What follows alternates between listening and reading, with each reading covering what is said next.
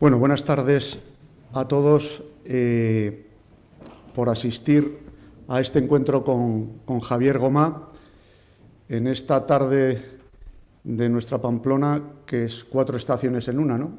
Hemos amanecido con temperatura invernal, hemos disfrutado de un buen sol, Javier nos ha traído la lluvia primaveral y va a caer la tarde con esta melancolía otoñal con la que nos suele iluminar este mes de mayo, ¿no? Bueno, gracias a todos en nombre de Ecociudadana y muchísimas gracias, Javier, por aceptar realmente rápidamente y sin titubeos la invitación que le hicimos el 15 de febrero, exactamente. Yo le envié un correo porque había leído una entrevista en el semanal de Ixone Díaz en la que el título era Lecciones en tiempos de pandemia. Y en las primeras líneas leo literal de Javier, esto era el 17 de noviembre. Decía Javier que en épocas calamitosas el trabajo de los filósofos consiste en dar razones para la esperanza. Y Javier ya estaba en la agenda de Ecociudadana, como le he dicho esta mañana cuando le he recogido en la Renfe. Pero dije, este es el momento. Razones para la esperanza las necesitábamos en noviembre y las seguimos necesitando en mayo. Luego era el momento y yo estoy contentísimo, feliz, y toda la Junta de Ecociudadana y todos los asociados felices de que Javier esté con nosotros. Me respondió inmediatamente el 16 siguiente, aceptando, y él me proponía como formato que en lugar de una conferencia fuera un diálogo. Y me decía también, leo literalmente, soy bastante todoterreno y cualquiera que se preste es más que suficiente, aunque si sabe algo de mi obra es mucho mejor. Pues bien, cualquiera voy a ser yo, porque no se ha prestado nadie más. Y yo y todos los participantes en el encuentro, porque el embolado no tiene que ser solo mío. He de decir en nombre de todos que somos muy participativos. Bien, yo voy a ser cualquiera y con la tranquilidad de que, como eres todoterreno, sabrás sin duda transitar por los terrenos de nuestra falta de profundidad en tu obra, que a mí no me extraña nada no tenerla, desde luego, yo no la tengo.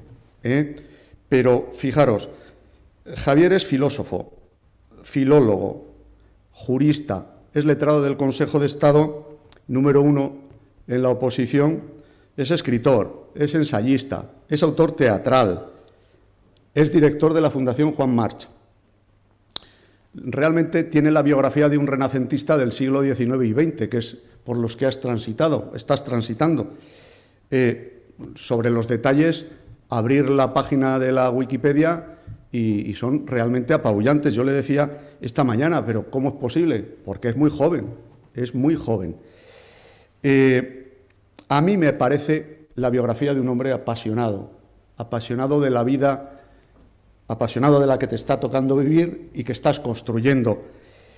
La obra escrita es inmensa, la tetralogía de la ejemplaridad, imitación y experiencia, Aquiles en el gineceo, ejemplaridad pública, necesario pero imposible, la imagen de tu vida, que son 3 ensayos sobre la ejemplaridad póstuma, Inconsolable, el monólogo dramático escrito tras la muerte de tu padre, y el último, un hombre de 50 años, de Galaxia Gutenberg, que está ahora mismo ya. En fin, Javier, vamos a ver por dónde empezamos el diálogo. Vamos a hacer un diálogo porque tú lo pides, pero en realidad lo que estábamos esperando de ti es un monólogo, ¿no? Algo así como lo que pedimos del médico, que nos haga incluso las preguntas, demos las respuestas, vincule los síntomas, ¿no? Y nos dé la receta, ¿no? Así te entendía yo cuando decías que el trabajo de los filósofos es dar razones para la esperanza. Y muy especialmente llegados, como tú dices en el prólogo, a la edad en la que Platón situaba la sabiduría exclusiva, ¿no? Ya frisados los 50. Pero, en fin, como hemos de dialogar, a mí me parece que el marco general va a ser la situación que vivimos, este tiempo de pandemia, pero podemos salir de él cuando queramos. Tenemos el diálogo, ha de ser eso, una vía de encuentro, de escucha, y estamos todos abiertos e invitados a hacerlo. Yo empezaría por aquí. Javier, ¿cuáles son, a tu juicio, las razones para la esperanza en volver a ser ciudadanos gozosos? Muchas gracias por la invitación, muchas gracias por la presentación y gracias también por la asistencia. Es siempre grato poder dirigirse a un público distinguido, como es este el caso, y poder compartir algunas ideas, y espero que sea también en las dos direcciones. Y no, he preferido no hacer conferencias porque las conferencias tienen algo de saber enlatado. Uno llega de su casa, ya se lo sabe todo, lo suelta, y la capacidad de sorpresa que uno tiene por lo que está exponiendo es mínima, por no decir nula, mientras que en una conversación siempre hay un elemento innovador, un elemento no previsible, que son las preguntas del otro, sus reacciones, hasta sus caras, sus reservas, y para mí representa un momento en el que no me estoy escuchando todo el rato. Y mi experiencia, además, es que con frecuencia se gana en cierta vivacidad en la exposición. Salvo que uno le pidan que exponga esto o lo otro, o yo tengo, como he dado, no sé, me decía Chesterton, que me hace gracia, decía, yo he dado, y es que literalmente yo he dado más de 1000 conferencias a gente que no me ha hecho ningún daño, decía, ¿no? Pues yo he dado más de 1000 conferencias a gente que no me ha hecho ningún daño. Pero bueno, suficiente daño hecho, y me gustaría ahora compensarlo con un diálogo abierto y que además, bueno, susceptible de ser interrumpido, enriquecido con otras observaciones. Sí, yo me declaro un escritor destinado a tratar de dar esperanza en las situaciones de crisis. He dicho alguna vez que el verdadero intelectual debería ser alguien anticíclico. En los momentos de prosperidad, alertar. En los momentos de angustia, dar esperanza. Porque lo que hace nuestro intelectual más habitualmente, no solamente en España, sino en el mundo, es, en tiempos de prosperidad, fumarse un porro. En tiempos de crisis, añadir angustia y desolación a la angustia de la gente. Ese es normalmente el papel del intelectual.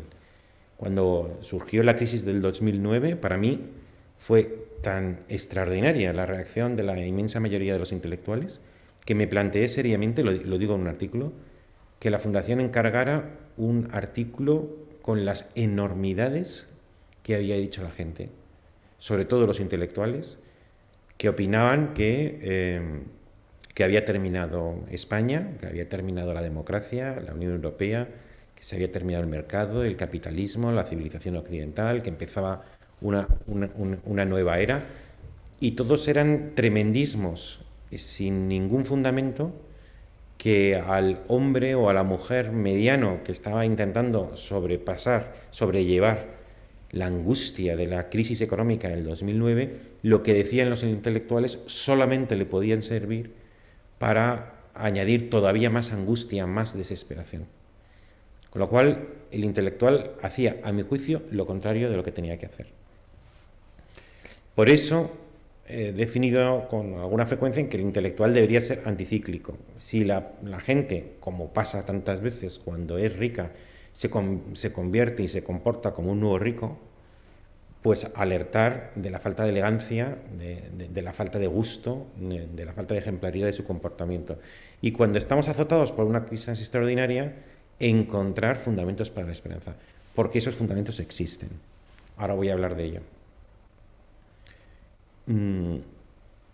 Dicen con frecuencia aquello de que el pensamiento o el filósofo lo que debe crear ciudadanos críticos. Supongo que lo habéis oído muchas veces, ¿no? Y es una fórmula que a la gente le encanta, sobre que debemos convertirnos en ciudadanos críticos.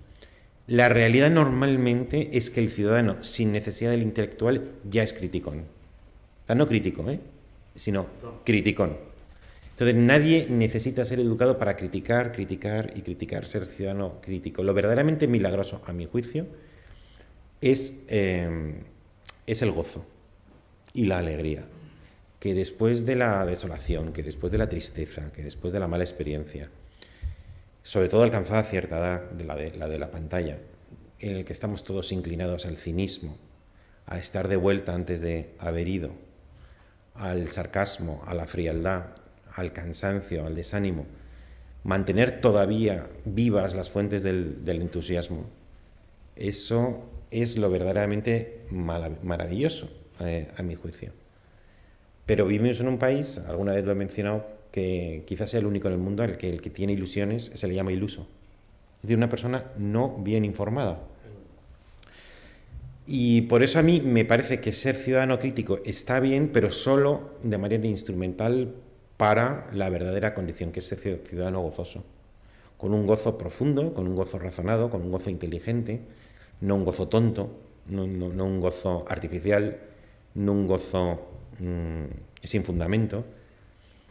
Pero ¿hay razones para la esperanza? Pues sí. ¿Por qué? Pues porque eso a lo mejor alguien ha tenido curiosidad, porque lo he repetido muchas veces, lo he escrito también muchas veces, y que alguna vez pues incluso me han puesto la etiqueta de optimista. No tengo nada de optimista, pero lo cierto es que cuando uno, con independencia del optimismo, el optimismo es la proyección hacia el futuro de lo que está ocurriendo en el presente, o una esperanza respecto al futuro. Yo respecto al futuro no tengo ninguna esperanza, no creo en la ley del progreso.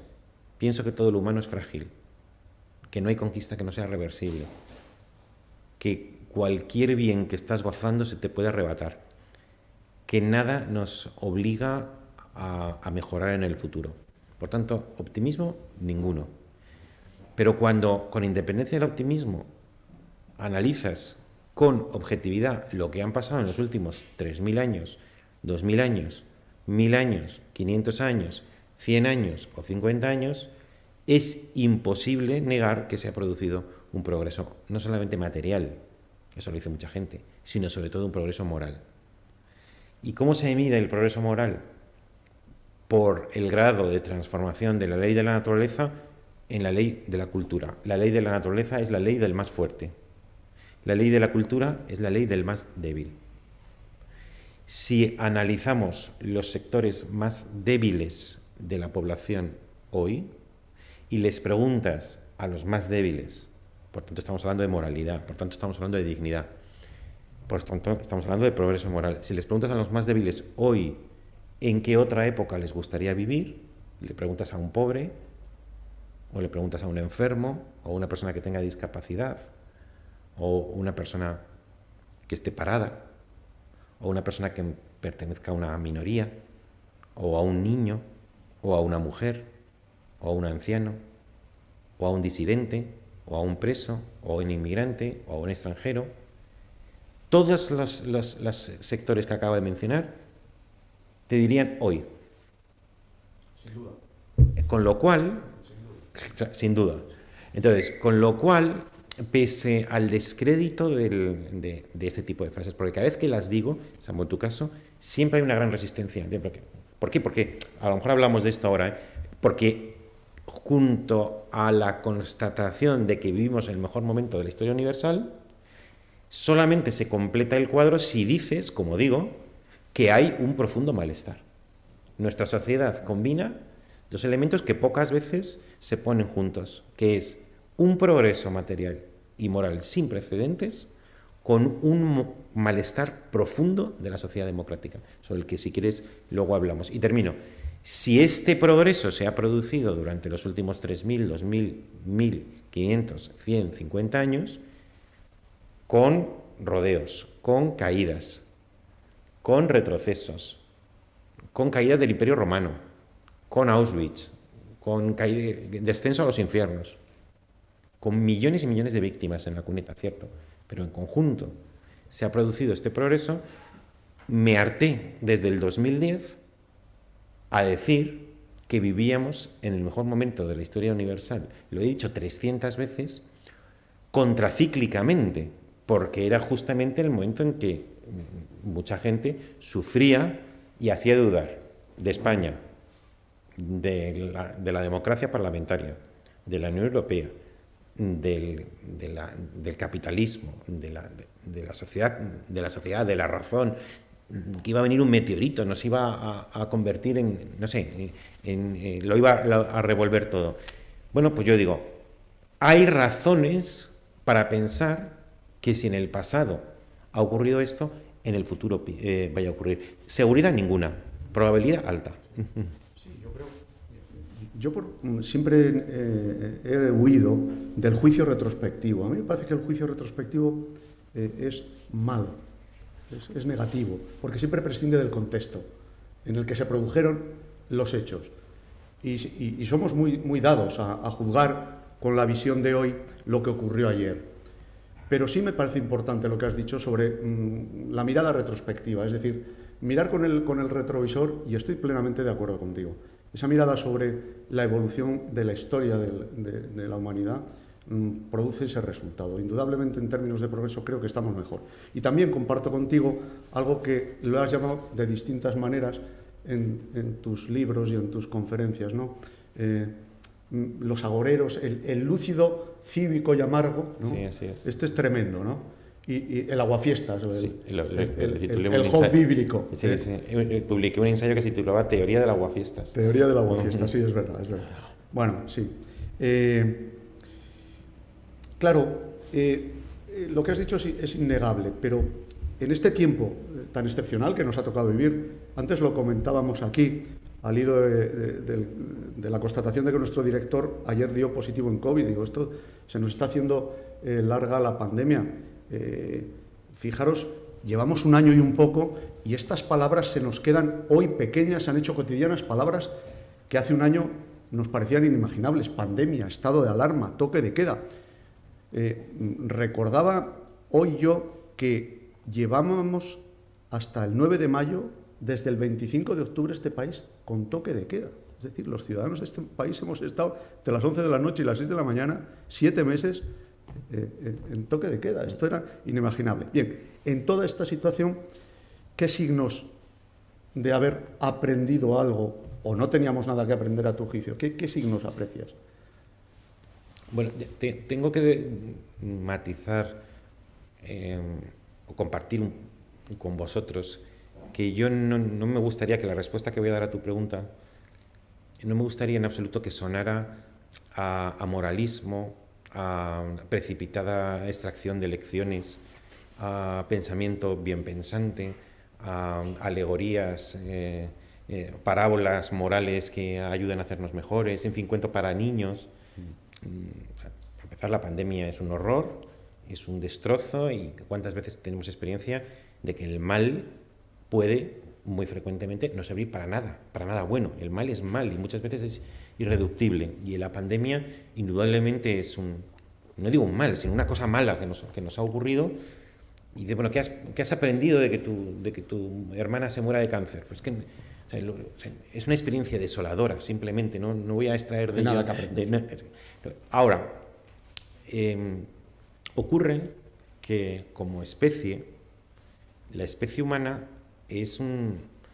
creo que en términos darwinianos, que decía aquello de que en la lucha de las especies no gana la especie mejor, sino la mejor adaptada, la humanidad como especie ha demostrado una capacidad de adaptación verdaderamente notable.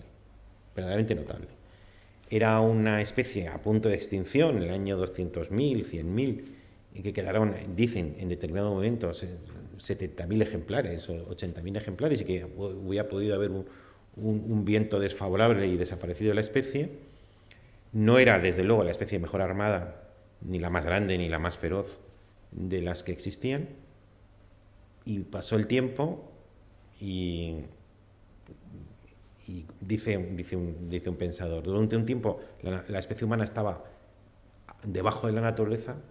Hubo un tiempo en que estuvo a la altura de la naturaleza, que es cuando se desarrolla la teoría de la imitación del espejo, y finalmente la naturaleza está por debajo de la humanidad.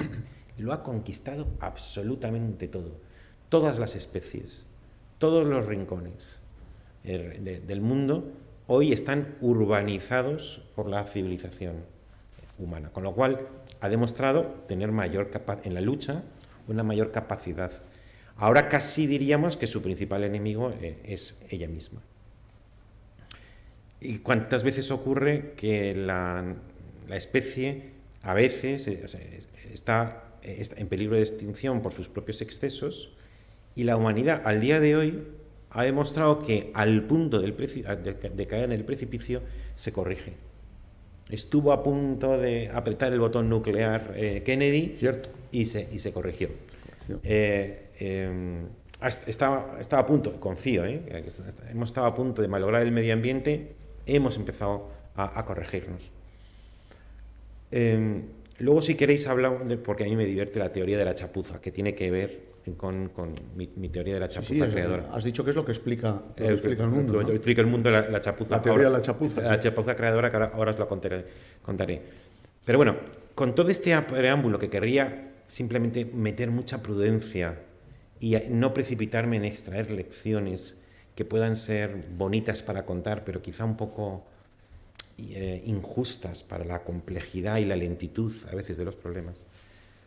A mí me parece que la pandemia ha representado la que posiblemente es la primera experiencia compartida de toda la humanidad al mismo tiempo.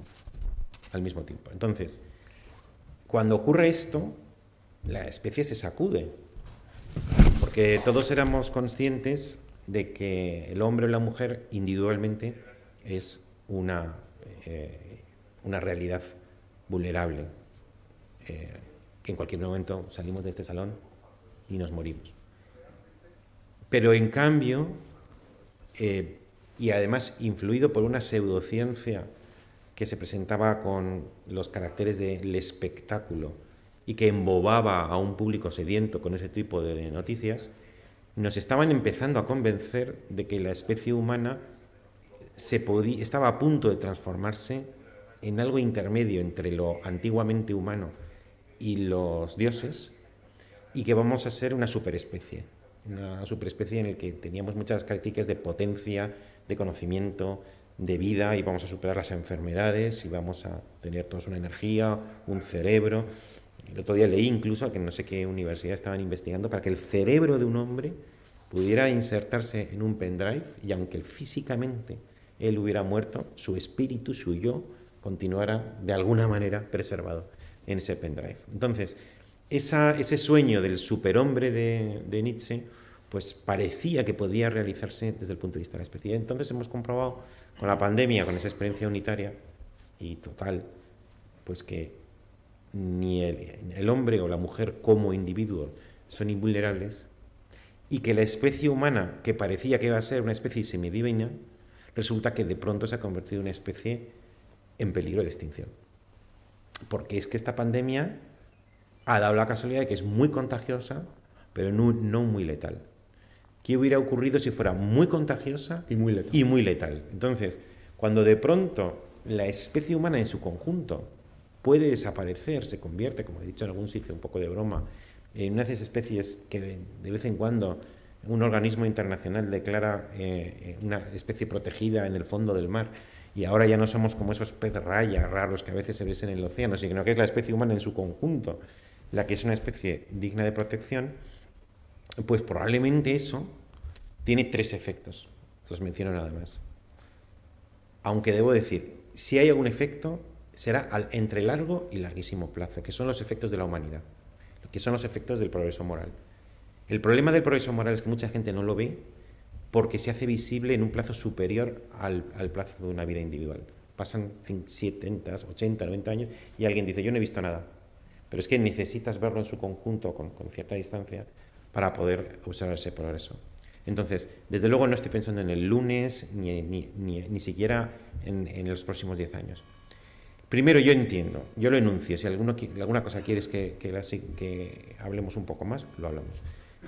En primer lugar, creo que al ser puesta en peligro la especie en su conjunto, seguramente nace un sentimiento conjunto de pertenencia a esa especie. Y eso tiene un nombre que se llama cosmopolitismo. Cosmopolitismo significa que junto al arraigo sentimental que uno pueda tener por lo propio, desde el punto de vista de especie, todos pertenecemos a una sola especie, más allá de colores, más allá de razas, más allá... O sea, se va a reforzar el sentimiento de pertenencia a la misma especie. A la misma especie humana. Solamente existe una raza, que es la raza humana, y solamente existe un principio, que es el principio de la dignidad. Esa sería la primera aceleración, porque ese proceso ya existía, simplemente se acelera, el de cosmopolitismo. Quería que profundizaras, porque esto realmente, ese sentimiento que lo has escrito y lo has dicho, de reforzamiento del sentimiento de pertenencia a la especie, a la misma especie,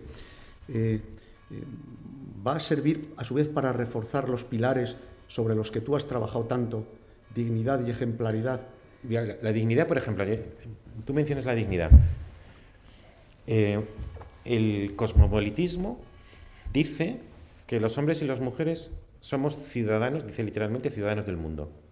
En consecuencia, nuestra ciudadanía, que viene de la pertenencia a una especie, que es la especie humana, va más allá de fronteras, vaya más allá de ya no hay judío ni griego, que decía San Pablo, ni esclavo ni libre. Exactamente. Y entonces, ahora vemos, en estos últimos años, de la crisis económica prepandémica, seguramente todos vosotros habéis seguido la información sobre grupos de opinión, a veces muy enérgicos y a veces muy influyentes, presos de la indignación que les produce el trato que determinados gobiernos han dado a inmigrantes que huyen de la guerra, huyen del hambre, etc. Y dicen, esto es indignante. Esto es indignante. Entonces, aquí hay una noticia mala y una noticia buena. La noticia mala es que normalmente, es que en efecto ha habido algo indignante que justifica la protesta, y es que gente, a lo mejor pueblos enteros que vienen de la pobreza o de la guerra, vienen aquí y no se le da siempre la hospitalidad que a uno le gustaría. Pero voy a poner el acento en lo bueno, y es que nunca en la historia universal se ha concedido dignidad al extranjero. Entonces, indignarte es la prueba de que existe por primera vez un sentimiento que atribuye dignidad al extranjero, cuyo atropello a ti te produce escándalo. Sócrates, que le invitaron sus discípulos a que se fuera de Atenas antes de soportar el castigo del tribunal que lo juzgó, dijo: yo prefiero morir aquí que ser paria fuera de Atenas, incluso dentro de un pueblo griego. Estar fuera de tu polis era ser peor que un esclavo. Y esto ha sido desde el origen de los tiempos hasta antes de ayer. Solo ahora te indignas por lo que le pasa a un extranjero. ¿Por qué? Porque por primera vez en la historia universal, los pueblos, sobre todo los pueblos educados, los pueblos occidentales, conceden dignidad a todo hombre y a toda mujer por el hecho de serlo, con independencia de raza, de cultura, educación, frontera, idioma, etc.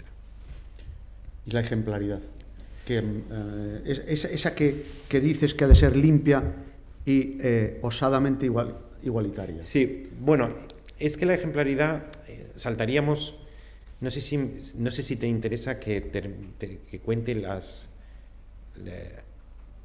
otras lecciones que iba a decir otra lección, ahora no me acuerdo. ¿Digo otra o entro en el tema de la ejemplaridad? No, es que otro tema que creo que puede venir de la pandemia, es evidente que en la medida en que ahora alguna vez alguien a lo mejor me ha leído que suelo distinguir entre muerte y mortalidad. Muchas veces te preguntan, como yo he escrito cosas que tienen que ver con... Tengo un libro que se titula Aquiles en el gineceo, Aprender a ser mortal, que es el segundo de la tetralogía, o he escrito Inconsolable, y hablo con mucha frecuencia del concepto de mortalidad en un sentido positivo, mucho, o sea, es un tema como muy fijo de todo lo que voy escribiendo. Y luego, más allá de la reflexión sobre la mortalidad, escribí sobre la muerte, sobre la privación existencial que representa la pérdida de un padre. Pues ha sido, como digo, me han preguntado muchas veces sobre el tema de la muerte. Entonces me dicen, bueno, esta sociedad que oculta la muerte, entonces suelo contestar, no sé, a lo mejor tú lo has leído por ahí. No, en mi juicio, la muerte está más presente que nunca, en el sentido de que muerte como el hecho físico de perecer, pues abres el telediario y te dicen la gente que ha muerto en la pandemia, que ha muerto en las autopistas, que han matado por violencia de género, pero es que luego cierras la tele y el niño está jugando el videojuego y ha matado a 37 personas en los 5 minutos que has estado con él. Y vas a una película y también hay muertes, y muertes por todas partes. Pero es la muerte como un hecho físico, es como si pises un mosquito. Otra cosa distinta es la mortalidad. A mi juicio, la mortalidad es la conciencia de que somos mortales.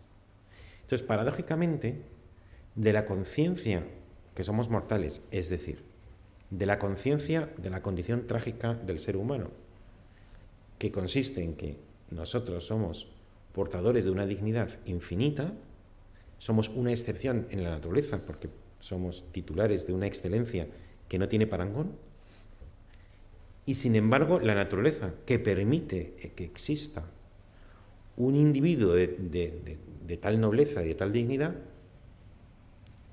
distinguiéndole de cualquier otro ser, luego en cambio le condena a la misma muerte que un mosquito. Sí. Entonces, que una persona esté dotada de esa dignidad y sin embargo sufra la mayor indignidad que existe, que es la cosificación, y el cadáver no es otra cosa que una codificación, esa conciencia despierta en ti un conocimiento no de tu vulnerabilidad general, sino de tu vulnerabilidad estructural. Y paradójicamente es algo en lo que he insistido muchas veces, el último en el libro Dignidad,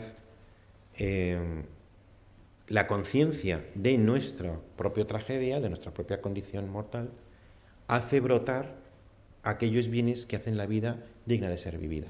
Porque el arte, la ciencia, la filosofía, pero también la solidaridad, la igualdad, la ternura, la empatía, la justicia, todos estos valores y todos los que se os ocurran íntimamente brotan de la conciencia de que somos mortales, de que tenemos esta condición trágica. En la medida en que la pandemia nos ha golpeado conjuntamente a todos los miembros de la especie humana y la ha puesto en peligro, muy probablemente despertará en los miembros de esa especie humana una cierta mayor conciencia de nuestra condición. Así que no me extrañaría que contra los agoreros surgieran también de manera espontánea, libre, desordenada, a lo largo de muchos años, un enriquecimiento de los valores que hacen la vida digna de ser vivida. Muy bien. Te hablaba de la ejemplaridad. Háblanos. ¿Se reforzará esa ejemplaridad limpia, igualitaria, que a mí siempre me llama mucho la atención, el énfasis que pones en ello? En esta situación en la que hemos vivido, esos dos corrientes, esos dos fuertes pilares en los que asentar este reforzamiento de la condición de pertenecer a la misma especie, se reforzará la ejemplaridad en lo personal, y luego me importa un poco que hablemos de lo colectivo, de los poderes públicos, de lo colectivo. ¿Qué crees? Que la ejemplaridad igualitaria, tal como la describo en uno de los libros, a mi juicio no es opción, es como un destino, ¿no? Cuando nació la sociedad, cuando un hombre o una mujer se encontró con otro hombre y con otra mujer, lo primero que ocurrió, y así ha sido hasta hace poco, es que uno obedecía y la inmensa mayoría, uno mandaba y la inmensa mayoría obedecía. Los que mandaban segregaban un discurso que justificaba, embellecía, ennoblecía las razones por qué el 99% de la población debía obedecerles. Y esto ha significado que la sociedad, desde la aurora de los tiempos hasta, por decirlo así, antes de ayer, ha sido una sociedad aristocrática, una sociedad jerárquica. Cuando Ortega y otros, que tantos méritos tiene, elaboraron su teoría de la minoría selecta, Ortega pensó que estaba haciendo algo original, porque es cierto que nadie lo había definido como él lo había definido. pero paradójicamente definió la estructura aristocrática de la sociedad justo cuando la sociedad estaba dando su canto de cisne. Cuando ese tipo de sociedad estaba dando su canto de cisne. Porque la verdadera innovación, la verdadera virguería, la verdadera genialidad del siglo XX fue el descubrimiento de la profunda verdad, de la profunda justicia y de la profunda belleza emanada por la idea de igualdad, que desmonta por completo el andamiaje de la estructura aristocrática de todos los tiempos. Entonces, cuando se juntó por primera vez, porque fue una intuición no intelectual, sino fue una intención colectiva, como el concepto de dignidad, es que es lo mismo que el concepto de dignidad, porque fijaos qué hermoso, es que hoy me lo ha preguntado un periodista y lo he dicho, fijaos qué hermoso es el lema de la democracia, un hombre, un voto, que diríamos un hombre, una mujer, un voto, porque lo que está diciendo la democracia es, mi sistema no es un sistema para los mejores. No está diciendo el mejor un voto. Tampoco es un sistema para los más listos. El más listo un voto. Tampoco es uno para los más expertos. Lo que está diciendo la democracia es, yo voy a proponer un sistema de convivencia en el que todos los hombres y mujeres de la sociedad van a tener una voz que debe ser recogida en la gestión de los asuntos públicos. Porque presupongo, no siempre es cierto, es un ideal, pero es un ideal transformativo, yo presupongo que todos los hombres y las mujeres en democracia son mayores de edad y no tienen necesidad del dictado de nadie, es decir, no tienen necesidad de la tutela de un dictador que te va dictando cómo tienes que hacer. Entonces, el pastor se le presupone conocimiento para gestionar sus propios intereses de la misma manera que el premio Nobel. Entonces, la democracia es el sistema frágil y vulnerable y complejo de la dignidad individual. Lo que ocurre es que cuando por primera vez el sistema democrático igualitario en el siglo XX se creó, cuando por primera vez se unieron los dos elementos fundamentales de la democracia, que es la igualdad y la libertad, cuando se juntaron por primera vez, produjo dos padres hermosos, una hija fea, que es la vulgaridad, que es un tema muy central en mi pensamiento. Entonces, por eso en Ejemplaridad Pública tengo un capítulo que se titula La vulgaridad, un respeto. La vulgaridad no digo la vulgaridad una apología, la vulgaridad un respeto, porque es el hijo feo de dos padres hermosos. Y el libro de la Ejemplaridad Pública es un amplio razonamiento tratando de convencer no de que hay que prescindir de la vulgaridad para retornar al aristocratismo antiguo, sino que hay que trabajar en la vulgaridad en la dirección de la ejemplaridad. En la dirección de la ejemplaridad. Entonces, a mi juicio, a la pregunta de qué ocurrirá, a mi juicio, en democracia, bueno, en realidad, en historia, vivimos en arenas movedizas, cualquier cosa puede ocurrir. Podemos volver a las cavernas, podemos retroceder 3.000 años, yo estoy abierto a que cualquier cosa ocurra. Ahora bien, lo que me parece más probable es que sustituyamos la famosa minoría selecta de Ortega, donde unos pocos mandaban y una inmensa mayoría, dice Ortega literalmente, que tenían que obedecer dócilmente. La principal virtud del ciudadano sería la docilidad a la minoría. Entonces, en mis libros yo he propuesto la sustitución de la minoría selecta por la mayoría selecta, en virtud del cual todos los hombres y mujeres de la sociedad democrática, todos por igual, están llamados a la ejemplaridad. La línea fundamental no es la que separa entre los ejemplares y la masa, como diría Ortega, sino que la línea fundamental, a mi juicio, es la que está en el corazón de todos los ciudadanos y que separa entre opciones vulgares y opciones ejemplares dentro de cada uno. Entonces, yo creo que, aun cuando todo puede ocurrir, la minoría selecta, el aristocratismo, el elitismo, pertenecen venturosamente al pasado y todo el esfuerzo debe ir en dirección no de negar la vulgaridad, sino de transformarla y de mejorarla. Muy bien. tenemos poco tiempo para hablar contigo. Me gustaría ahora que pongamos el foco en este tiempo de pandemia en la actuación de los poderes públicos, de lo público en general. He leído que decías que en esta crisis no saldrán reforzados quienes proponen ideología, sino los gestores. Me ha parecido muy Richard Bernstein, ¿no? El filósofo americano de la corriente del pragmatismo. Sí. Es decir, como antídoto ante la desesperación, escuchar a la sociedad y comprometerse con ella. Haznos la radiografía de lo que has visto de nuestros poderes públicos en este tiempo, ¿no? Desarróllanos un poco esto de no saldrán reforzados quienes proponen ideología, sino los gestores. Bueno,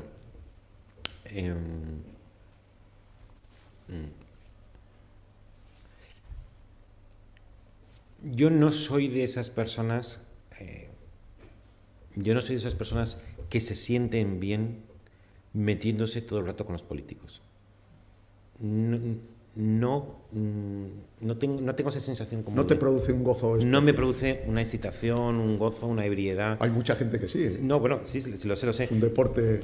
Ahí, bueno, yo tengo en mis libros, quien tenga curiosidad lo podrá ver, tengo una afirmación que se repite muchas veces y que es el origen de la comedia, que está en este libro, que se titula Quiero cansarme contigo, o El peligro de las buenas compañías, el peligro de las buenas compañías, en el que se establece el principio de que el mal ejemplo genera buena conciencia y el buen ejemplo genera mala conciencia. Si tú tienes a tu lado una persona que es ejemplar, tú tienes un problema, porque te están todo el rato comparando con el ejemplar. Si en cambio tienes un tipo de vida desagradable y rota y maltrecha y es un mediocre, esto inmediatamente te dignifica. Entonces, normalmente produce un especial placer perverso pensar que los políticos son un desastre colosal, evidente. Es decir, que además se refuerzan unos a otros diciendo, pero ¿cómo se puede ser un tipo tan mediocre, tan idiota, no logro extraer placer en ese tipo de... O sea, si tuviera placer, a lo mejor me abandonaba a ello, pero no me produce placer meterme en la cama y diciendo hay que reconocer qué pedazo de burro es el consejero de presidencia del gobierno navarro, ¿no? Por ejemplo, pues no sé por qué no me produce... Entonces, esto significa que no tiendo a... Desde luego no tiendo a beatificar al político, eso tampoco, pero no tiendo a demonizarlo colectivamente. Por otra parte, tengo muy claro, lo que voy a decir a lo mejor os parece un poco duro, pero tengo muy claro qué es la política. Yo sé lo que es el tenis, a mí me gusta el tenis, y en el tenis tienes que hacer, simulando que cumples todas las reglas como un caballero, tienes que hacer lo que sea por ganar el último punto. Bueno, en política, simulando que te preocupan las cosas, tienes que ganar las elecciones y tienes que ocupar el poder. Entonces, además lo dice Max Weber cuando habla define el poder. El poder es aquello que genera obediencia y eso produce placer. Entonces, hay gente que dedica una cantidad extraordinaria de esfuerzo por obtener el poder. Y entonces, el poder, como es tan atractivo, suele estar ocupado. Luego, si quieres ocuparlo, tienes que desocupar. Entonces, como tienes que desocupar, utilizas todos los medios que estén en tu alcance para que quien lo ocupe lo desocupe, lo ocupes tú y cuando estés allí no te mantengas el mayor tiempo posible. Entonces, esto es por todos los medios. En época democrática, preferiblemente por medios democráticos. Entonces, claro, si tú sabes, a mí todo el rato me preguntan por la ejemplaridad de los políticos y tal, que si queréis hablamos de eso, porque a mí me parece que la ejemplaridad de los políticos es una demanda de la sociedad, no de la ley de la ley de la política es la que acabo de contar, ocupar el poder por todos los medios. Y luego cuando estás en el poder hacer aquello que a corto, medio y largo plazo crees que más te conviene para perpetuarte en el poder. Eso no es cinismo, esa es la realidad desde Solón. Este fin de semana, se lo contaba el periodista, me he leído una biografía de Solón, la de Plutarco. O sea, Solón, que es el gran legislador ateniense, en el año 590, dijo él en un momento dado: como fui justo, me granjeé el odio del pueblo y de la aristocracia. Y tuvo que irse 10 años de viaje de Atenas. El gran legislador, uno de los sabios, de los 7 sabios de Grecia, se granjeó el odio universal. Entonces, cuando me hablas de política, o como me hablas, por ejemplo, de la gestión de la pandemia, pues ahí se han mezclado dos cosas, a mi juicio. Se ha mezclado, por un lado, que la pandemia es una ola de 30 metros. Entonces los políticos han hecho lo que han podido. No puede ser casual que Francia, que Inglaterra, que Alemania, que Italia, que Estados Unidos, que Brasil, que los Países Bajos, todos lo hayan hecho mal. Yo sí que les atribuyo, aunque sea incluso por razones electorales, el anhelo de hacer una lucha eficaz contra la pandemia. Entonces, a mi juicio, ya sé que es mucho mejor decir que son un desastre, que están corrompidos. Yo creo que han hecho lo que han podido colectivamente, que muchas veces no ha sido suficiente. Y luego esto se mezcla con la ley de la política. Y es, mientras estás salvando, haces todo lo que puedes por luchar contra la pandemia, al mismo tiempo no se te olvida decir lo que puedas también por desalojar al que está ocupándolo o para desmoralizar a la oposición que busca. Entonces, eso se mezcla. El problema para mí no es tanto la política, porque cuando me dicen, ¿te ha decepcionado tal político? Digo, si es que no es fácil que me decepcionen, porque la visión que yo tengo no es susceptible de mucha decepción.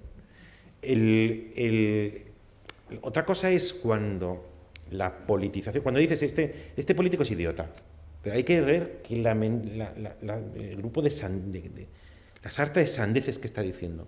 Pero, chico, es evidente que no está hablando para ti, está hablando para los suyos, está hablando para fidelizar a su partido, está ganando para sus electores, a lo mejor incluso intenta ganar unos cuantos más diciendo cosas que le han dicho en su tracking, que le viene bien que diga esto. Entonces, no te engañes sobre lo que es la política es amigo-enemigo y la política es la obtención del poder. ¿Por qué los políticos a veces hacen cosas que nos parecen que son buenas? Básicamente porque piensan que la sociedad les va a premiar. En una sociedad democrática que está sometido primero a la opinión pública y después a las elecciones periódicas, pues un político al final tiene que ir con unos resultados y a veces producen transformación de la sociedad y a mí me parece que está muy bien. Pero a mí la política siempre me ha parecido actores secundarios. En la comedia de la vida o en la tragedia de la vida, los actores primarios para mí es la ciudadanía. Que lo he llamado muchas veces la ciudadanía ilustrada, que es el mayor contrapoder que existe. Porque al final la ciudadanía pone y la ciudadanía quita. En sociedades democráticas el político conseguirá su objetivo o no lo conseguirá dependiendo de la ciudadanía. Los políticos están además muy atentos a la opinión pública. Lo importante no son los políticos que tenemos. Lo importante, para mí, son los ciudadanos que eligen los políticos y que crean una opinión pública que les puede hostigar, que les puede exigir, que les puede demandar o que les puede desprestigiar a fin de que luego caigan. Entonces, por ejemplo, la crispación, ¿no? Dice, bueno, la crispación. Para mí, la crispación es inherente a la política, porque si tú estás en una lucha permanente, harás todo lo que puedas por desprestigiar al otro, es evidente, y el otro por desprestigiarte a ti. Y luego hay muchos medios de comunicación que han llegado a la conclusión de que determinada crispación a ellos fideliza lectores. Entonces, y ahí no ponemos grados. Bueno, yo creo que es principalmente la política, y el eco de la política es determinados medios de comunicación que frente a una ilustración del lector han llegado a la conclusión de que su negocio es económicamente más viable, por lo menos a corto plazo, fidelizando al lector, dándole carnaza a sus pasiones más primarias. Entonces, mientras eso vaya así, a mí me parece que forma parte casi de las reglas del juego. Me preocupa, en cambio, si eso trasciende a la sociedad. Como trascendió, por ejemplo, en Cataluña hace 3 años. Entonces, si tú ves que se dicen unas burradas unos a otros, que se están desautorizando permanentemente, que, como dicen, han trasvasado ya todas las líneas, tendríais que ver a Pericles, a Temístocles, que ganó la guerra de Maratón, de Salamina, pero también a Lincoln, que compró votos, compró ilegalmente votos, a todos los políticos de todas las épocas. La esencia de la política, a mi juicio, es crispar y aprovecharse de los medios de comunicación para hacerlo. Pero la sociedad, hasta donde yo conozco, en principio no está crispada. Tú vas, tú tienes una conversación. Sí, bueno, sí. Yo comparto eso. Realmente, en concreto la nuestra, la española, siempre he pensado que está mucho menos calma que lo que... es decir, hay como una calma subyacente justamente a la espuma de la ola que eso. Es todo el... Pero la espuma son los medios de comunicación, ¿no? Muchas veces. Y también comparto contigo que creo que que lo preocupante empieza cuando eso puede calar en la sociedad, ¿no? Así es. Yo creo que mi impresión personal es que eso no se ha producido en el conjunto de España, y es verdad que se ha producido en Cataluña, y es verdad que se ha producido en el País Vasco durante un tiempo, y parece que se va superando aquí, ¿no? Bien. Oye, Javier, volvamos a lo más personal. En lo personal, ese arte de vivir de otra manera, más gozosa, que es... ¿cuál sería el cóctel del bebedizo? Te he leído que los ingredientes pudieran ser insumisión, sí, ingenuidad transformadora, sí, reconciliación, sí, aceptación del azar, pasión, deportividad, humor. Sí, te cuento, sí. Cuéntanos, Sí. que esto es... Aunque yo no soy maestro de nada, por supuesto. Me acuerdo que Max Scheler, lo cuento al final de Inconsolable, no cito Max Scheler, pero decía Max Scheler, cuenta la anécdota, supongo que será apócrifa, de que Max Scheler es un grandísimo filósofo y además de una categoría moral extraordinaria, una altura. No vivió muchos años, fue maestro de Ortega, fue maestro de Heidegger y tuvo una influencia extraordinaria. Moriría en el año 28 o 29 y escribió un libro de 2 tomos que se llaman Ética, que todavía hoy se lee con mucho interés. Y entonces era un gran maestro alemán de una ética pues, muy elevada. Cuentan que en un seminario con alumnos aventajados estaban allí, le llaman por teléfono y el maestro se desplaza a una habitación al lado y mientras habla dice unas procacidades y unas obscenidades y unas cosas completamente intolerables, ¿no? Y cuando cuelga vuelve al seminario y le dice: profesor, es que no hemos podido evitar escuchar esto y lo otro, como si fueran contradictorios con su moral. Y él dijo: es que yo soy una señal que indica el camino. Pero ¿cuándo has visto que la señal recorre el camino? Pues lo mismo, la señal indica el camino, pero no lo recorre, ¿no? Bueno, pues os voy a decir 2 cosas sobre eso. Una es que en el capítulo 2 de Dignidad, en el que había hablado en el capítulo 1 de la historia de la dignidad y la teoría general de la dignidad, y en el segundo hablo de la dignidad individual. Entonces cuento lo que ya he anticipado antes, que no voy a insistir, esa cosa rara que es que la naturaleza hace una excepción con nosotros dándonos una dignidad infinita, pero en cambio nos trata luego como a insectos y nos condena al mismo destino que el insecto, ¿no? Entonces eso hace nacer una condición trágica y entonces uno se pregunta, bueno, ¿cuál es el arte de vivir con esta circunstancia? Entonces yo digo, el arte de vivir es un cóctel con 2 ingredientes. Por un lado, una insumisión. Aquello que también he contado en algún sitio de haz que tu muerte sea escandalosamente injusta. Haz que tu muerte sea escandalosamente injusta. De tal manera que cuando tú te mueras hayas llevado una vida de tal nobleza y de tal ejemplaridad que cualquier testigo de tu muerte llegue a la conclusión de lo que ha ocurrido es un escándalo. Es un escándalo. Entonces, tú magnífica. Tú tienes que vivir con la esperanza de producir escándalo. De producir escándalo. El día de tu muerte. Tú no tendrías que morirte frente a gente de vida rota no y no ha pasado nada, ¿no? Entonces, el primer momento sería de insumisión. Y de esa insumisión nace la cultura. Porque la cultura, la gran cultura, siempre es una recreación de la infinita dignidad del humano. Desde el famoso coro de Antígona, de Sófocles, que canta la excelencia y la belleza de la condición humana, todos los libros que han existido, todas las obras que han existido, todas las esculturas, incluso aquellos que verbalmente niegan la condición del humano, secretamente es siempre una dignidad del humano, porque si no, no lo hubieras escrito. Si no, no escribes. Porque escribir es la creación de una obra con esfuerzo y con deseo de comunicación. Una persona que ha sido capaz de escribir eso, aunque sea negativamente, es que posee dignidad, es que posee altura, es que posee excelencia. Así que de la insumisión, del vive de tal manera que tu muerte sea escandalosamente injusta, nacen los elementos más excelentes de la condición humana. Y el arte y la cultura en general es una recreación, un homenaje, un ensalzamiento permanente de la altísima dignidad del humano. Pero no nos podemos quedar ahí. Y entonces viene el segundo elemento del cóctel. Y el segundo elemento del cóctel es que no podríamos, como diría Baudelaire, ser eternamente sublimes, porque es insostenible, la vida sería demasiado seria.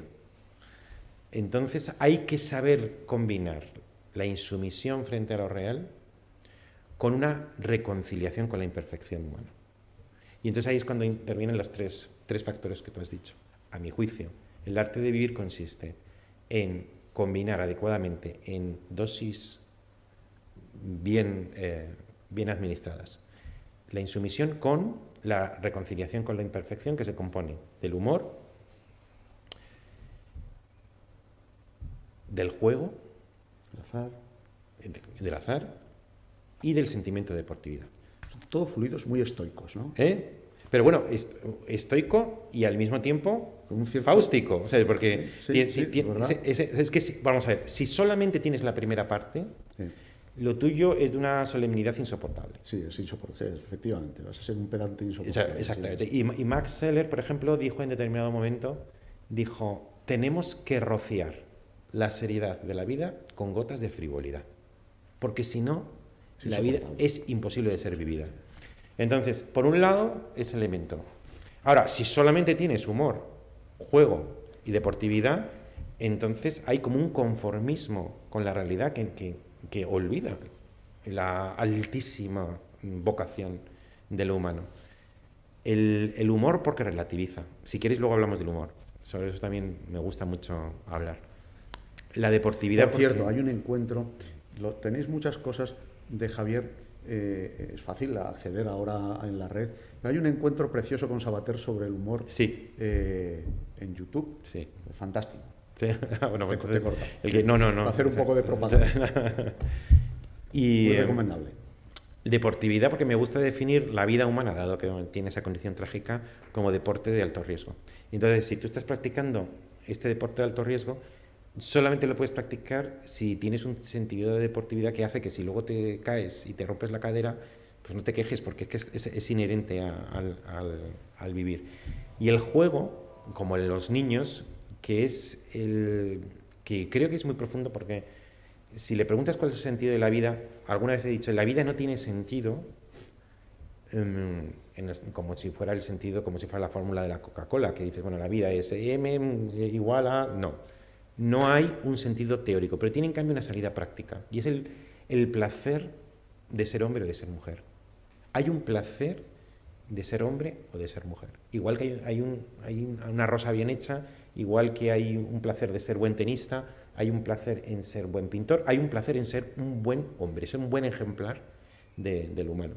Entonces, ese placer no te genera un conocimiento, tampoco te genera nada práctico, pero te lo tienes que tomar como un juego, que no tiene más finalidad que el jugarlo.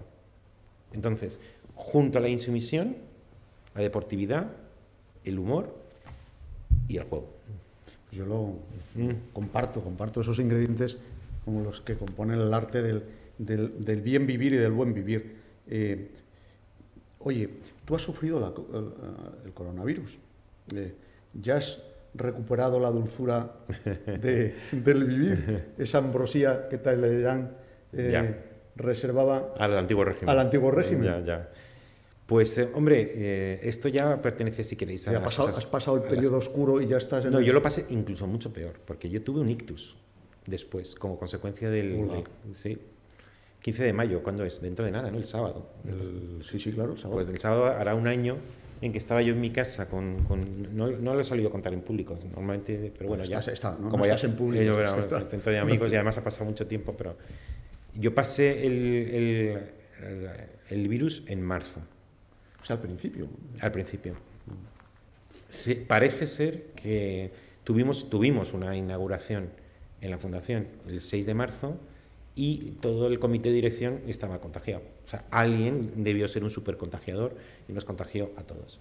Yo lo pasé de aquella manera, bueno, con un poco de fiebre, pero yo no me restablecí bien. O sea, que luego, en finales de marzo y abril, pues 2 días fui a urgencias, pues de repente tenía 20, 21 de tensión.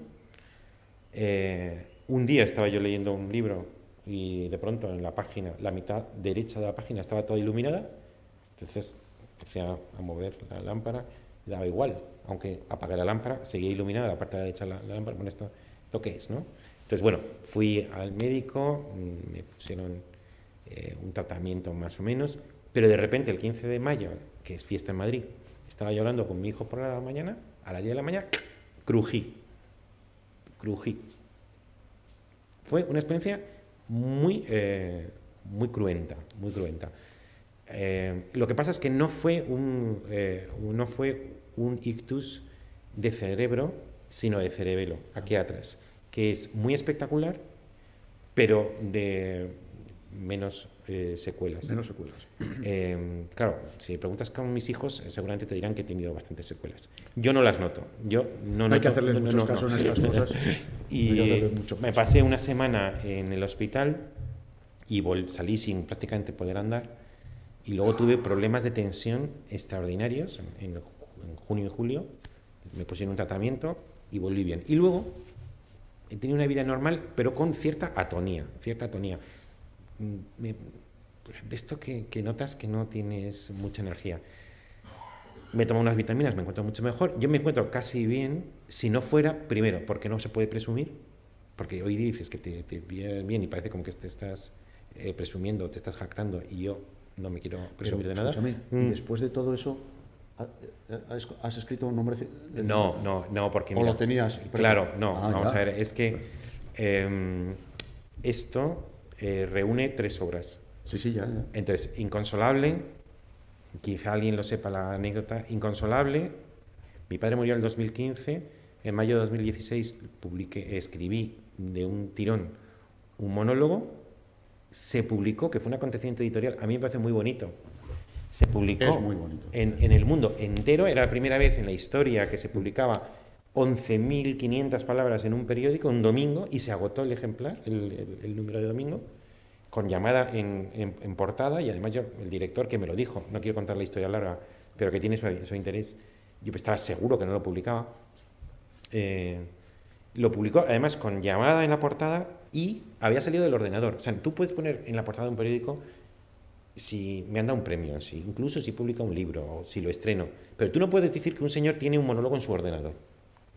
Bueno, pues este director decía, este señor tiene en su ordenador este monólogo. Y lo llevo a la portada y hizo... Bueno, y luego lo leyó el director del Centro Dramático Nacional en El Mundo y me dijo, yo esto lo quiero representar. Y lo programó en el María Guerrero y él lo dirigió. Y entonces estrenó en junio de 2017. Luego he escrito una comedia, que supongo que no nos dará tiempo a hablar sobre ello, y esa comedia se publicó en un libro que se titula Quiero cansarme contigo en El peligro de las buenas compañías en el 2019. Y entonces,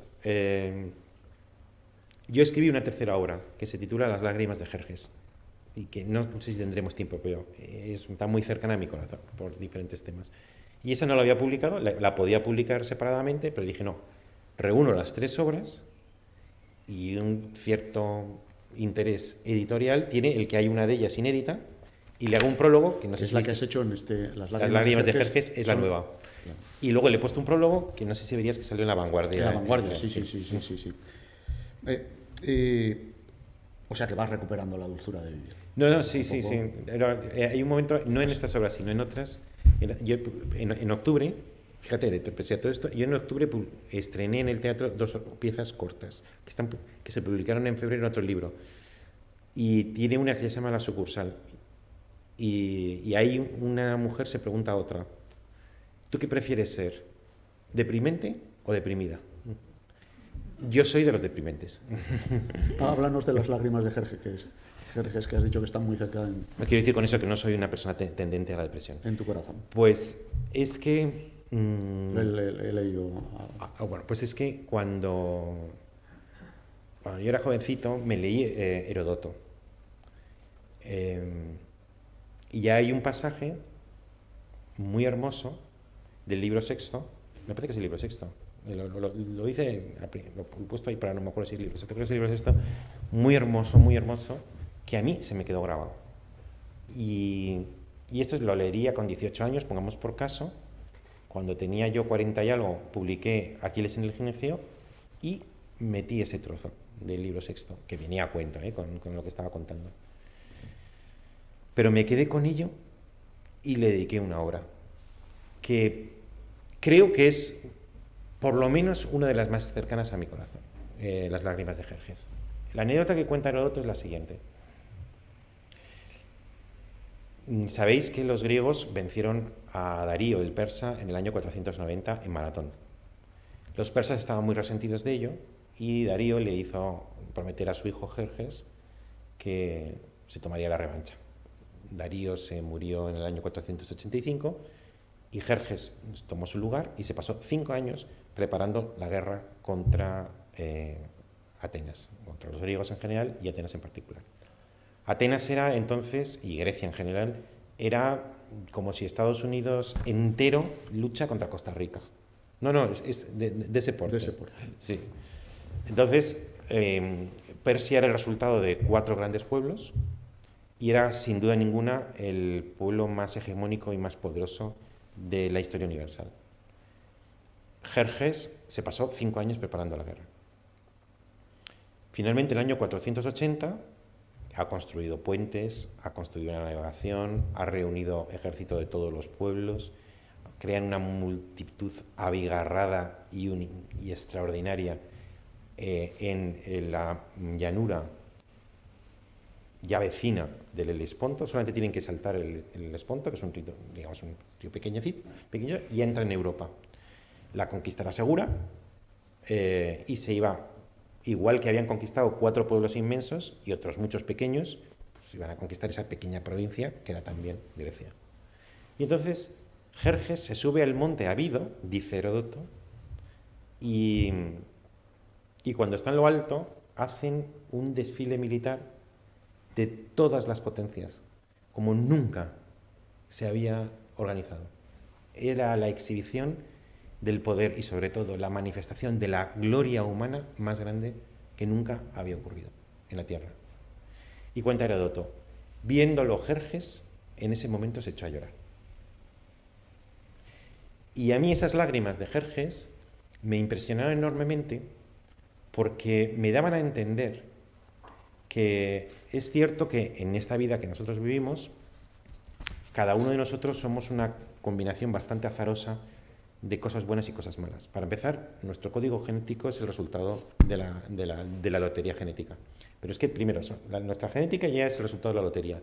Y luego nuestra vida, nuestros padres, nuestros hermanos, nuestras circunstancias, es una sucesión de loterías. Y en esa lotería se van combinando factores buenos, malos, piedras negras, piedras blancas, buena suerte, mala suerte.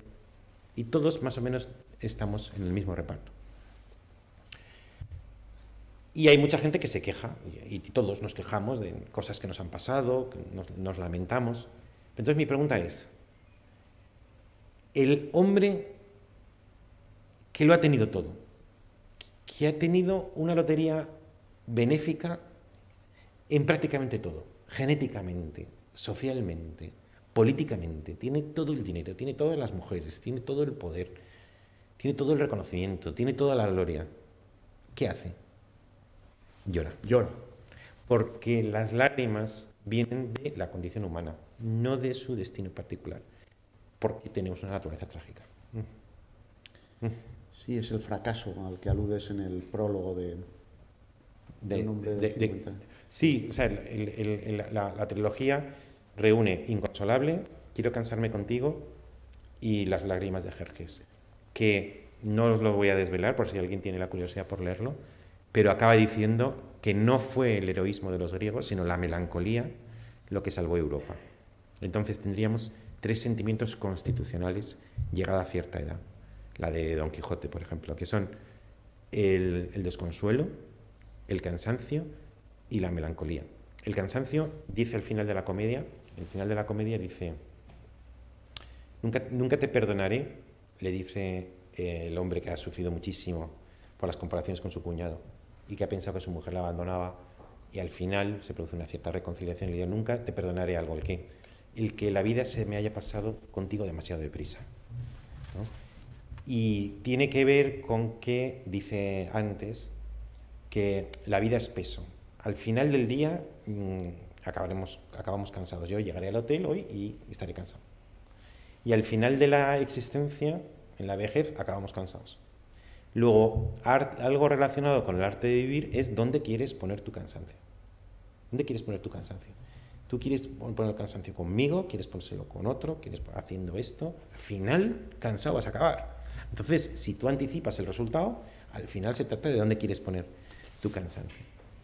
Bueno, pues si llega a un momento en tu vida en que los sentimientos constitucionales, si conoces el sucio secreto, así empieza, o sea, el título del prólogo de esta obra es El sucio secreto. Si conoces el sucio secreto, que no, supongo que no nos dará tiempo para desvelarlo, pero bueno, es que está en internet, o sea que podéis mirar, no hace falta ni que compréis el libro, porque está en internet, porque salió el otro día en el periódico.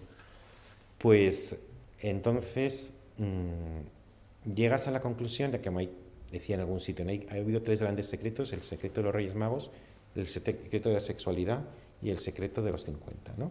Entonces, cuando llegas al secreto de los 50 y tienes melancolía, cansancio y desconsuelo, te puedes quedar ahí, y entonces vuelvo a un concepto que tú mencionaste al principio, o puedes hacer uso de lo que yo llamo, que es el título de uno de mis libros, ingenuidad aprendida. Ingenuidad aprendida se distingue de la ingenuidad normal, en que tú eres ingenuo si no sabes de nada, si no te enteras de nada, no sabes dónde estás, lo que dices nacen de tu ignorancia, de tu desconocimiento. Pero ¿qué ocurre cuando tú sabes lo que más o menos la gente sabe? Te has informado de lo fundamental, conoces el sucio secreto y pese a eso te atreves a seguir aspirando en la vida a lo mejor, que te resistes a caer en el cinismo, te resistes a convertirte en un simulacro de sarcasmo, sigues aspirando a remover las fuentes del entusiasmo.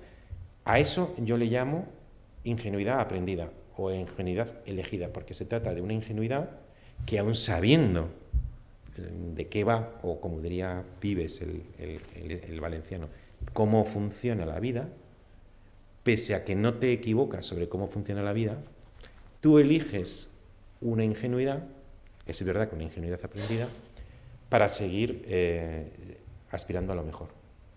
Es fantástico. Bueno, los aquí presentes nos viene fenomenal porque todos ya hemos pasado de los 50, ¿no? Oye, he leído unas palabras tuyas hermosísimas, muy recientes además. Dices, mi ilusión es poder decir una idea luminosa con las 2 características del fuego, que ilumina pero da calor. Sí. Si puedes decir algo interesante para la inteligencia y cálido para el corazón, que sea válido para dentro de 50, 100 o 200 años, dices, eso es lo que más ilusión me haría de todo. A mí sí. ¿Y cómo lo llevas? No, bueno. ¿Cómo vas perfilando la idea? No, es que esto tiene, o sea, vamos a ver, es que cada cosa que me preguntas, tengo la sensación de estar haciendo una especie como de excesivo resumen de todo, ¿no? Para hacerme comprensible. Pero sobre esto, en el fondo, lo que acabas de decir, subyace todo un problema sobre qué es para mí la filosofía, cuál es mi concepto de la filosofía, y tiene que ver exactamente con lo que acabas de decir. La medida en que la filosofía, como pienso yo pienso que todos los hombres y mujeres del mundo son filósofos porque tienen una interpretación del mundo. Entonces, la filosofía no es un privilegio de unos pocos, es una condición inherente a todos los hombres y todas las mujeres. Y luego hay unos individuos particulares que escriben libros de filosofía. ¿Cuál es la misión de esas personas? A mi juicio, la misión de los libros de filosofía debiera ser contribuir a mejorar, a refinar, a estructurar, a profundizar la imagen, la interpretación del mundo que tiene la gente común, a fin de que su vida sea más digna de ser vivida. Entonces, a veces digo, bueno, yo, ahora que estoy hablando con vosotros, las palabras que estoy utilizando no me las he inventado, sino que otro se las ha inventado o les ha dotado de contenido. Entonces yo estoy utilizando palabras prestadas, porque otro las fundó o las llenó de contenido. Entonces a mí me gustaría que contribuir, aunque sea mínimamente, por crear un diccionario de algunas palabras y de algunas metáforas que ojalá sean tomadas en préstamo dentro de 20, 40 o 50 o 100 años, y que contribuyan a que la interpretación del mundo de la gente corriente sea una interpretación más inteligente, por tanto que tenga luz en el entendimiento, y ayude a vivir la vida con mayor dignidad, es decir, que caldea su corazón, que son las dos funciones del fuego que tú decías. Y por eso el otro día, a lo mejor alguien lo vio, el sábado me pusieron en un titular, lo único que me importa es la gloria literaria. En una entrevista. A mí lo único que me importa es la gloria literaria. Lo que con eso quiero decir es que a mí lo que únicamente me gustaría saber es si en la filosofía o en la literatura que yo escribo, si encierra o no alguna verdad. Y a diferencia de la ciencia, que puede saber si es verdadera o no es verdadera mediante el laboratorio, el experimento, porque es una disciplina verificable y empírica, la literatura no es verificable o empírica. En consecuencia, la única manera de saber si contiene, aunque sea un pellizco de verdad lo que tú escribes, es de la misma manera que lo sabes respecto a las novelas o a los poemas o a las esculturas o a la pintura, que es el consenso que se trenza en torno al valor de tu obra. Y es que si pasan 50 años, si pasan 100 años, si pasan 200 años, supera el filtro del tiempo y pese al transcurso de ese tiempo, tu obra sigue leyéndose y produce los dos efectos de la luz, que es que enciende y caldea, como ocurre con Homero, como ocurre con Platón, como ocurre con Montaigne, como ocurre con Descartes, como ocurre con Tolstoy, pues entonces tu obra contenía un punto de verdad. Entonces, yo siempre he dicho que para mí los contemporáneos míos no son necesariamente de mejor condición, porque no los conozco a todos, afortunadamente, pues que los que vivan dentro de 50 o 100 años. Al contrario, los que vivan dentro de 50 o 100 años, si leen mis libros, es porque mis libros tienen algo que decir que sea útil para la gente dentro de 50 o 100 años. Entonces, a mí sí me gustaría aspirar a que los libros contienen un puñado de palabras o de metáforas, quizá algunas ideas que soportan la prueba del tiempo y prestan luz y calor al lector del futuro. Dios mío, que son las 8:25. Sin querer, se nos ha pasado hora y media. Igual ¿estáis alguno interesado en hacer alguna pregunta? Sí, bueno, hola, buenas tardes y muchas gracias. Muy entretenido y cultivado, ¿no? Que me quedo con la intriga de la teoría de la chapuza, que habéis hablado al comienzo un poco de ello, sí, y ha quedado pendiente. Sí. Muchas gracias. Sí. Pues tiene un lado, si quieres, un poco divertido, pero tiene un lado extraordinariamente serio, a mi juicio. Lo publiqué en noviembre o diciembre, un artículo que se titulaba así, La chapuza creadora, y que defiende el siguiente argumento. Quien haya experimentado el poder de cerca sabe que el poder es siempre una chapuza. Se toman decisiones de última hora, se toman decisiones precipitadas por influencias muchas veces no asimiladas. El poder es chapucero, porque, entre otras cosas, el poder es tan atractivo, tantos lo quieren que no se ponen de acuerdo. Y son tantas las influencias que tienes que soportar que todo sale casi por casualidad. Y lo he preguntado muchas veces. Yo no he tenido un poder como el que me interesaría a mí para mi propia teoría. Yo no lo he tenido, pero lo he preguntado a quien sí lo ha tenido y invariablemente me dice, es verdad, el poder es una chapuza. Y paradójicamente, a mi juicio, este es el privilegio que nos hace libres. Porque si el poder no fuera una chapuza, entonces de verdad conspirarían los poderes contra el individuo. Entonces, la gente que no tiene experiencia de poder, que es la mayoría, sobre todo los profesores universitarios y los escritores de libros, se imaginan por falta de experiencia que la gente que está en el poder se alinea. Entonces se juntan en Davos, ponen una pizarra y se dividen el mundo entre 8. Sacan la escuadra del Cartabón. Eso es. Y ya está. Y entonces dicen, no. Entonces, hay muchísimo pensamiento, desde la crítica de las ideologías de Marx, que produjo una transformación extraordinaria en el concepto de cultura. La cultura, antes de Kant, la cultura era un instrumento de socialización. La cultura, después de Kant, prácticamente apartado del mundo, es un instrumento de dominación.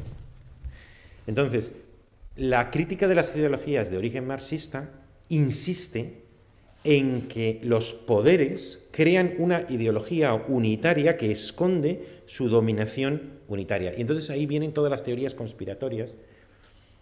Estamos en manos de las farmacéuticas, estamos en manos de la G7, estamos en manos de la industria armamentística, los políticos, lo que queráis. Es decir, no somos en realidad dueños de nuestro destino, aunque nosotros nos lo creamos,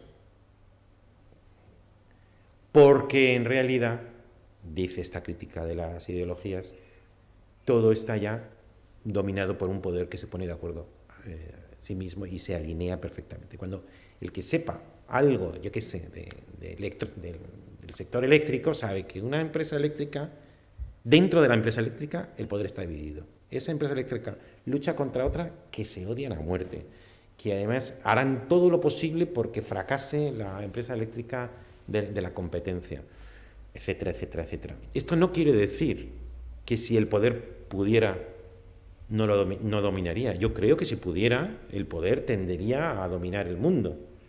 Digo que, de hecho, los que tienen experiencia real, no experiencia universitaria, que leen qué es el poder en Hegel o en Marx o en un teórico danés, sino la experiencia real es que la experiencia del poder es un poder chapucero. Y esto es la garantía de la libertad, porque hace imposible la conspiración. Muy sugerente, en definitiva. Que si de verdad el poder se ejerciera con la escuadra y el Cartabón, tendríamos problemas. Tendríamos un problema. Tendríamos un problema. Pero que el poder afortunadamente es chapucero. Quien lo hemos tenido, aunque sea muy pequeño, no siempre, pero muchas veces sí. Yo siempre digo que lo que más una de las cosas que más temor me produce, habiéndolo tenido un poquito, ¿verdad? Y ya hace mucho tiempo y casi se me ha olvidado, pero es verdad que muchas de las decisiones la gente puede pensar que se toman después de un proceso minucioso, reflexivo, informado, muy detallado, y no es así. Se hace lo que se puede. Se hace, pues sí, muchas veces lo que se puede, y de un día para otro y de un momento para otro. También es verdad que muchas veces esta actuación de una manera más libre, intuitiva, espontánea, produce resultados magníficos. Mira, nosotros, veo allí a un amigo que lo vivimos, en nuestra comunidad hemos tenido algunos problemas en relación con las infraestructuras, y uno de los problemas que tuvimos fue cuando se hizo la presa de Itoiz. Todos los presentes sabemos de qué es una presa importante que embalsa agua del río Irati. Bien, tuvo muchísima contestación. Yo recuerdo haber oído a una de las personas, no era un filósofo, era un ingeniero, pero hizo una reflexión, dice, bueno, casi todas o muchas de las grandes infraestructuras que hoy vemos, que se hicieron en el siglo XVIII y XIX, tuvieron la misma contestación, pero responden a ideas luminosas, intuitivas, sí, que en aquellos momentos eran auténticos disparates. Sí. Citaba como ejemplo la Torre Eiffel, que se hizo para la exposición con la condición de demolerla. Eso lo permitió el Ayuntamiento de París, o los mismos boulevards Haussmann, que eran para carruajes de caballos, y bueno, hoy sería impensable su no existencia, ¿verdad? La Diagonal de Barcelona, ¿sí?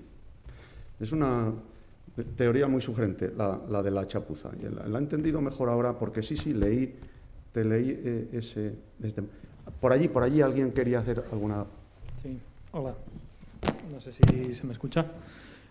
Mi pregunta iba al hilo de una distinción que hacías al inicio de este diálogo entre el optimismo y la esperanza, ¿no? Y esa reivindicación que hacías de la esperanza como una de las funciones del intelectual en tiempos de crisis. Y conforme lo decías, me venía la imagen un tanto cómica que, bueno, yo trabajo en el mundo de lo social, en una ONG católica, y a la única persona que le he oído hablar de esperanza en tiempos de crisis es al Papa. Entonces, mi pregunta sería, ¿en qué se diferencia el fundamento de la esperanza que ha de proporcionar un intelectual de la que puede proporcionar un líder espiritual? Es decir, ¿son la misma cosa? ¿Tienen fundamentos diferentes? ¿En qué está esa diferencia, no? Sí.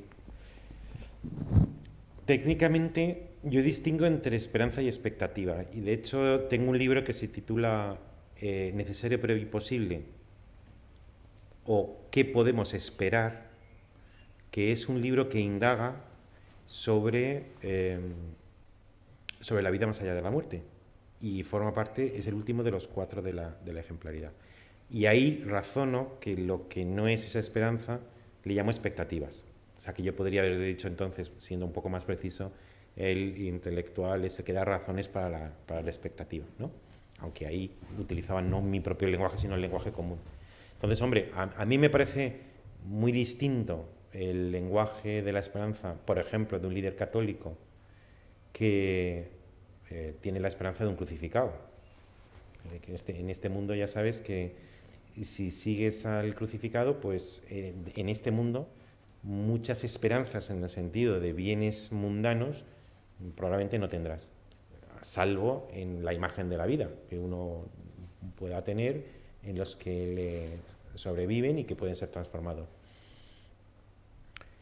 Sí que hay la esperanza, lo digo en el último en la última parte, Necesario pero imposible, de ahí lo que llamo una república de la amistad, en el sentido de que puede haber una conversión del corazón múltiple, incluso en esta vida, que suscite una organización en el que, como se decía, que la amistad está por encima de la justicia, es decir, que la gente se comporte de una manera recta sin necesidad de que se lo imponga la ley coactiva. Y eso sí que puede ser, por ejemplo, la comunidad de los primeros cristianos, ¿eh? Una comunidad de personas, cuentan los Hechos de los Apóstoles, en los que la gente convivía con un sentimiento comunitario extraordinario. Es verdad que fundado en una esperanza ultraterrena, pero al mismo tiempo con el deseo de que esa amistad se divulgara lo máximo posible.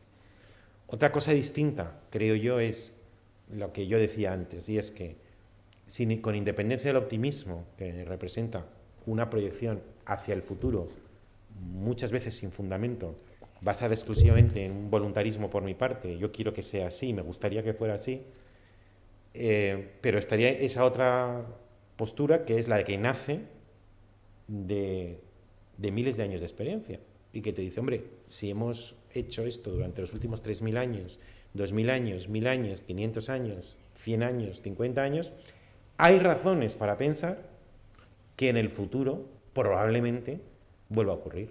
sin haber una ley de progreso necesario, sin haber seguridad, sin haber garantía.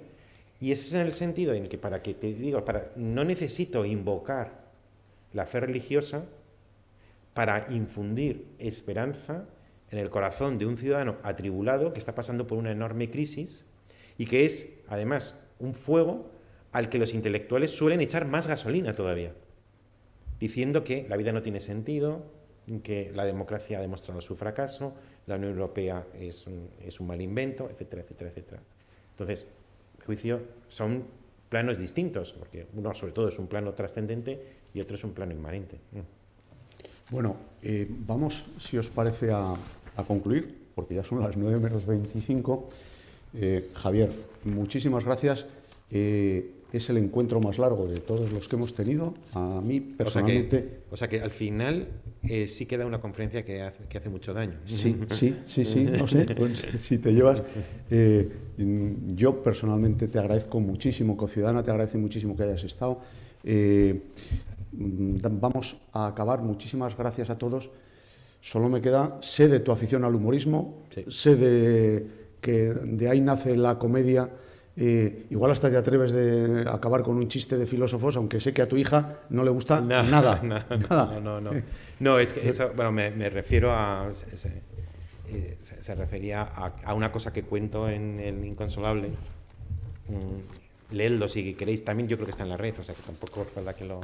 Bueno, además, si queréis ver la obra, está en mi canal de YouTube entero, porque lo grabaron. La obra de Inconsolable está entera en mi canal de YouTube porque la grabó el actor.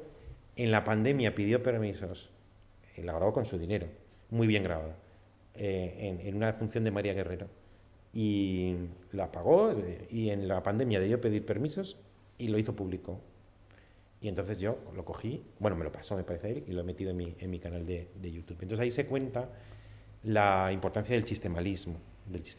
Y era... yo defiendo la importancia de contar chistes malos como instrumento educativo.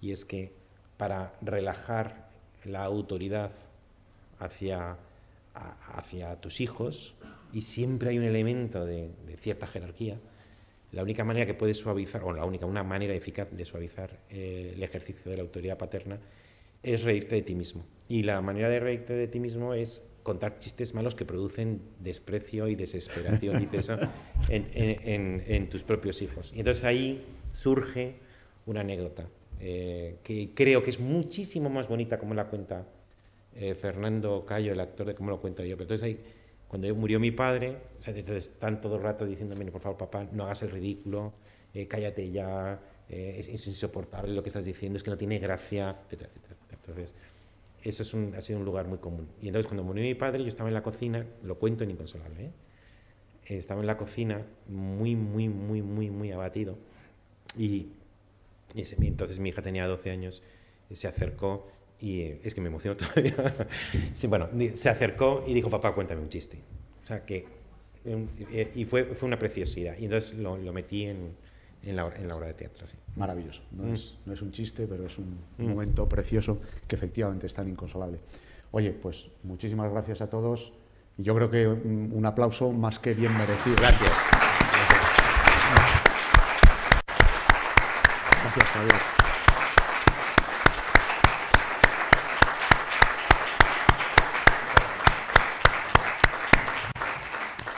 Bueno, felicidad y buena tarde a todos.